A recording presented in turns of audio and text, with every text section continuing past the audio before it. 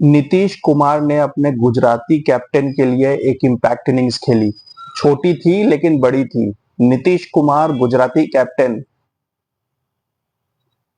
मैं क्रिकेट की बात कर रहा हूं। जी हाँ, नीतीश कुमार ने एंड में एक बाउंड्री मार के मैच को सुपर ओवर में ले गया।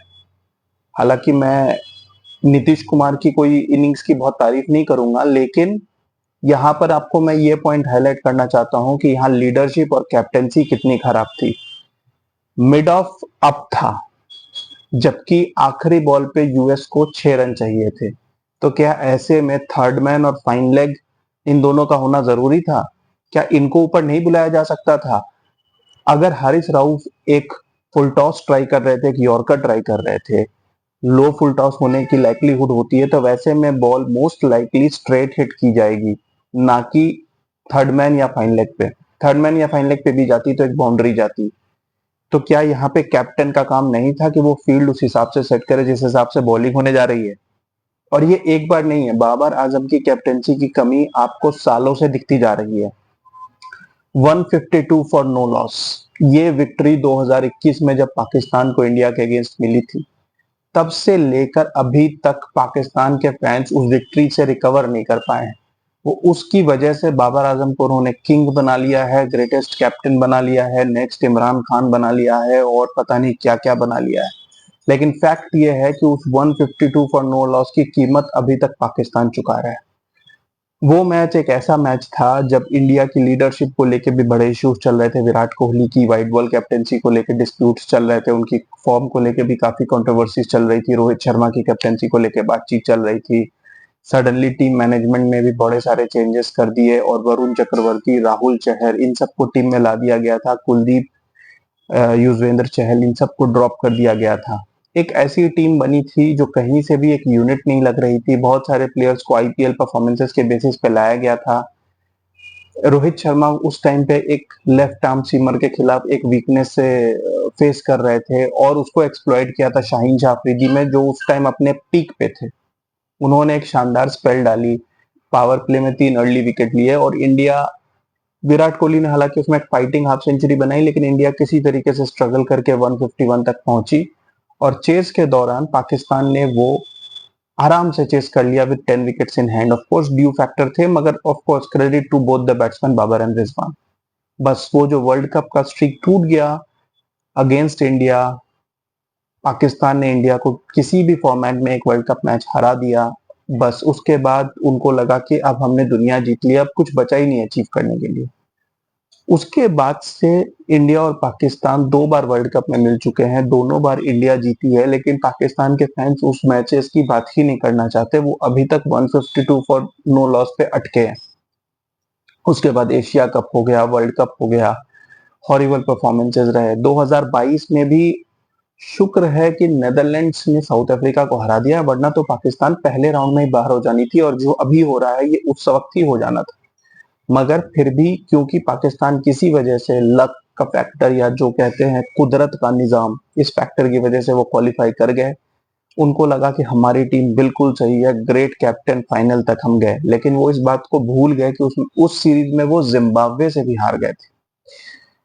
2023 में पाकिस्तान ने नए लोज को टच किया जब वो अफगानिस्तान से सीरीज हार गए T20 की 2-1, और फिर वर्ल्ड कप में अफगानिस्तान से मैच भी हार गए। इस साल अभी पिछले महीने वो आयरलैंड से हारे थे और अब यूएस से हार गए। अभी तक जिस भी टीम से वो हारे थे, चाहे वो अफगानिस्तान हो या जिम्बाब्वे हो या आयरलैंड हो, एटलीस्ट ये आईसीसी के फुल मेंबर नेशंस हैं, ये टेस्ट प्लेइंग नेशंस हैं। लेकिन यूएस यूएस अपना मेरे ख्याल से पहला वर्ल्ड कप खेल रही है। आप यूएस से कैसे हार सकते हो? 2014 तक तो यूएस ने कोई T20 इंटरनेशनल खेला तक नहीं था और आप ऑलरेडी एक T20 वर्ल्ड चैंपियन थे। तो यहाँ पे कहीं ना कहीं ये एक सडन शॉक या अपसेट नहीं है, ये ग्रेजुअल प्रोसेस है जो सालों से चला आ रहा है। पाकिस्तान के पास 2023 वर्ल्ड टेस्ट चैंपियनशिप साइकिल में एक ग्रेट अपॉर्चुनिटी थी जहां पे वो आराम से फाइनल में जा सकते थे। जब मैंने शेड्यूल देखा था 2023 वर्ल्ड टेस्ट चैंपियनशिप का, तो मैंने कहा था कि पाकिस्तान को इससे ग्रैंड अपॉर्चुनिटी नहीं मिलेगी, क्योंकि वर्ल्ड टेस्ट चैंपियनशिप में 3 होम सीरीज और 3 अवे सीरीज होती है। वैसे में आपकी एम यही होती है कि 3 होम सीरीज में आप कुछ ना कुछ करके एटलीस्ट 2 सीरीज तो जीत ही जाओगे। और अवे में के 3 में से एटलीस्ट एक जीत के एक ड्रॉ कर लो तो आप कहीं ना कहीं इंश्योर हो जाते हो। पाकिस्तान की उस साइकिल में अवे सीरीज थी वेस्ट इंडीज, श्रीलंका और बांग्लादेश के खिलाफ। 3 वीकेस्ट नेशंस जिनको आप फेस कर सकते हो अवे सीरीज में। और 3 होम सीरीज थी, of course Australia, England and New Zealand. लेकिन होम सीरीज में स्पिनिंग पिचेस पे विद गुड स्पिनर्स आप होम में डोमिनेट कर लेते हो इनको। हुआ क्या, वेस्ट इंडीज जाके इन्होंने 1-1 सीरीज ड्रॉ की, श्रीलंका जाके इन्होंने 1-1 सीरीज ड्रॉ की, बांग्लादेश से ये एक सीरीज जीत गए, और होम में ये पहले तो ऑस्ट्रेलिया से 3 मैचेस की सीरीज 1-0 से हार गए। मगर उस बात को सेलिब्रेट किया गया, क्यों? क्योंकि बाबर आजम ने उसमें एक 196 की इनिंग्स खेल दी थी। उन्होंने बोला कि इससे बढ़ के इनिंग्स तो हो ही नहीं सकती, आउटस्टैंडिंग इनिंग्स, जबकि वो रावलपिंडी की फ्लैट पिच पे खेली गई थी। इसी माइंडसेट के साथ वो इंग्लैंड के खिलाफ उतरे, और इंग्लैंड ने बेसबॉल की जो इनॉग्रेशन की थी वो पाकिस्तान को 3-0 हरा के ही की थी। उनके होम में फ्लैट पिचेस पे 500 रन बना के एक दिन में पाकिस्तान पे प्रेशर डाला और वो क्रम्बल कर गए। न्यूजीलैंड के साथ होम सीरीज 0-0 ड्रॉ। अब ऑस्ट्रेलिया और इंग्लैंड के सामने तो न्यूजीलैंड रिलेटिवली वीक है ना, तो कोई ऐसे team Southee, I think Trent Boult वगैरह थे भी नहीं उस टीम में, तभी भी 0-0 ड्रॉ हुआ।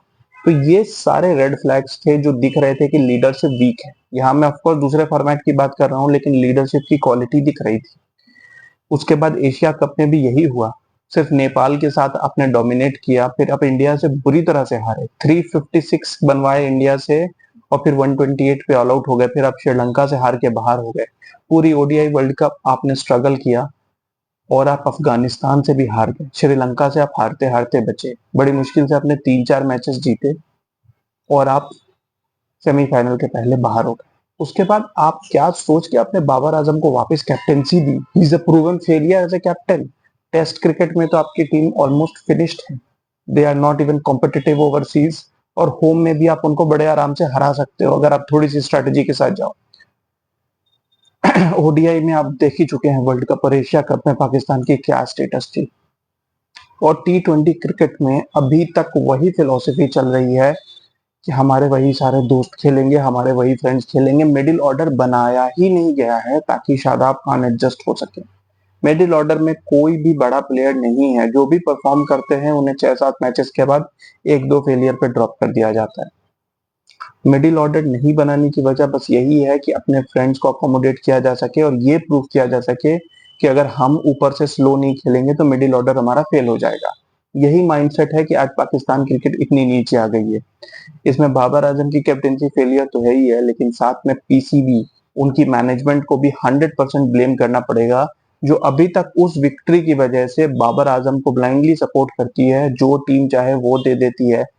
अभी बाबर आजम को कैप्टेंसी वापस लेनी थी, इसीलिए नेगोशिएशन टर्म्स पे आमिर और इमाद वसीम को लिया गया, वरना अगर बाबर को अपनी चॉइस की टीम दी जाती तो अभी भी मोहम्मद नवाज खेल रहे होते, जो कि एक बहुत ही ऑर्डिनरी क्रिकेटर हैं, लेकिन उनको कितने सारे वर्ल्ड कप खिला दिए बाबर आजम ने, सिर्फ अपनी ईगो सेटिस्फाई करने के लिए कि इमाद वसीम टीम में नहीं आना चाहिए। मोहम्मद आमिर की जगह पे हसन अली को इतने दिन खिलाया गया। ऑफ कोर्स अभी आमिर ने भी कोई बहुत आउटस्टैंडिंग परफॉर्मेंस नहीं दी है, लेकिन उनको वो अपॉर्चुनिटी भी नहीं दी गई थी जब वो अपनी पीक पे थे। इसी पॉलिटिक्स के तहत सरफराज अहमद को भी टीम से बाहर किया गया था, और बहुत सारे अच्छे इमर्जिंग टैलेंट्स को बाहर किया गया था, इंक्लूडिंग फवाद, तो फवाद आलम। तो इस तरीके से जो ये क्रिकेट टीम बनाई गई है, ये अभी तक 2021 में वो इंडिया को मैच हराने की वजह से ही कहीं ना कहीं पाकिस्तान क्रिकेट इम्पैक्ट हुई है। अभी भी पाकिस्तान को इस वर्ल्ड कप के बाद एक मिडिल ऑर्डर पे काम करना चाहिए। मेरे ख्याल से रिजवान को कैप्टेंसी देनी चाहिए, क्योंकि वो सबसे सेंसिबल है। शाहीन जाफरीदी ऑफ कोर्स एक अच्छे कैंडिडेट थे, लेकिन शाहीन जाफरीदी की खुद की फॉर्म काफी अप एंड डाउन चल रही है, तो वैसे में उनको कैप्टेंसी का प्रेशर नहीं देना चाहिए। मेरे ख्याल से रिजवान एक अच्छे कैप्टन है, और पाकिस्तान को अपने मिडिल ऑर्डर पे काम करना चाहिए। आजम खान एक प्रूवन फेलियर है, जो कई मैचेस से फेल कर रहे हैं। वो शायद इंटरनेशनल क्रिकेट का प्रेशर हैंडल नहीं कर पा रहे, क्योंकि उनकी एवरेज 4 या 5 की है अगेंस्ट बिग टीम्स। ये एवरेज कहीं से भी आपको वर्ल्ड कप नहीं खिला सकती। इसके साथ एक चीज और भी हुई है कि पीएसएल पूरी तरह से एक्सपोज हो गई है। पीएसएल टैलेंट साइम अयूब हो या आपके उमरान हो या आपके आजम खान हो, ये सारे के सारे जो पीएसएल के बड़े बड़े स्ट्राइकर्स हैं, उस्मान खान सॉरी, वो सारे के सारे एक्सपोज हो गए हैं इंटरनेशनल क्रिकेट में। इन सब की एवरेज 10, 5, 15 ऐसी ही है, क्योंकि ये इंटरनेशनल क्रिकेट और पीएसएल में बहुत फर्क है। पीएसएल में क्वालिटी इंटरनेशनल क्रिकेटर्स नहीं होते, जो 4 ओवरसीज क्रिकेटर होते हैं वो मैं बता चुका हूँ, वो आयरलैंड, जिम्बाब्वे ऐसी जगहों से होते हैं, या बड़ी देशों के रिटायर्ड क्रिकेटर्स होते हैं। कोई भी बड़ा क्रिकेटर पीएसएल नहीं खेलता, तो पीएसएल की performance is no criteria to select a person in the team.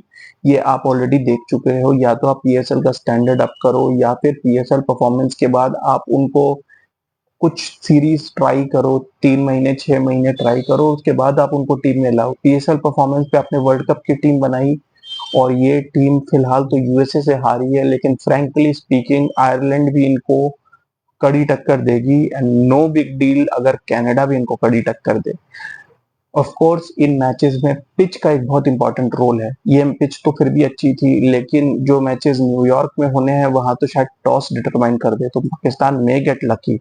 मैं ऐसा नहीं कह रहा, Pakistan still capable to beat India on their day, क्योंकि अगर पिच उस तरीके की स्पाइसी पिच हुई तो यू नेवर नो कि इंडिया भी क्रम्बल कर सकती है against a good quality pace attack.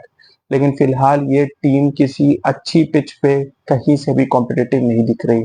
Negative mindset captain का टीम को हैम्पर कर रहा है।